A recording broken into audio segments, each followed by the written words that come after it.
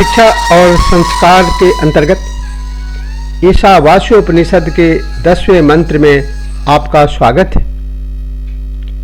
विद्या और अविद्या के तत्व व स्वरूप को समझाते हुए इस श्लोक में कहा गया है, अन्य देवाहुर्विद्या यान्यादाहुरविद्यया इति शुश्रूम धीराणाम ये न्यस्त द्विचक्षिरे। अर्थात वेद ज्ञान से और प्रकार के फल प्राप्ति का वर्णन करते हैं और कर्म से और प्रकार के फल प्राप्ति का वर्णन करते हैं। ऐसा हम उन ध्यानशील पुरुषों का वचन सुनते आ रहे हैं जो हमारे उन वचनों का उपदेश करते हैं।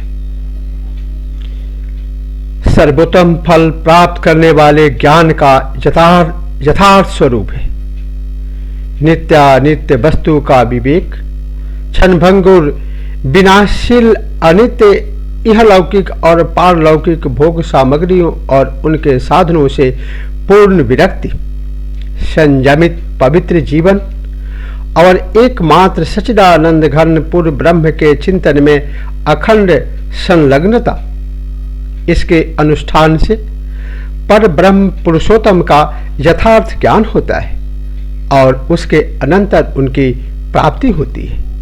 गीता अध्याय 18 के 49 से लेकर 55 तक के श्लोकों में भी इसकी चर्चा की गई है।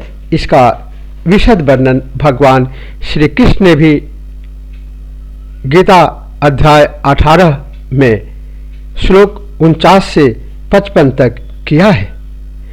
जैसे असक्त बोधे सर्वत्र जेतात्मा विगत स्पृह नैष्कर्म सिद्धिं परमां संन्यासेन धिगच्छति। सिद्धिं प्राप्तो यथा ब्रह्म तथाप्नोति निबोध मे समासेनैव कौन्तेय निष्ठा ज्ञानस्य या परा। ज्ञानी ज्ञान अभिमान में रत स्वेच्छाचारी मनुष्यों को जो दुर्गति रूप फल मिलता है, यथार्थ ज्ञान का यह सर्वोत्तम फल उससे सर्वथा भिन्न और विलक्षण है। उसी प्रकार सर्वोत्तम फल प्राप्त करने वाले कर्म का स्वरूप है कर्म में कर्तापन के अभिमान का अभाव, राग द्वेष और फल कामना का अभाव एवं अपने वर्णाश्रम तथा परिस्थिति के अनुरूप केवल भगवत सेवा के भाव से श्रद्धा पूर्वक शास्त्र विहित कर्मों का यथा योग सेवन।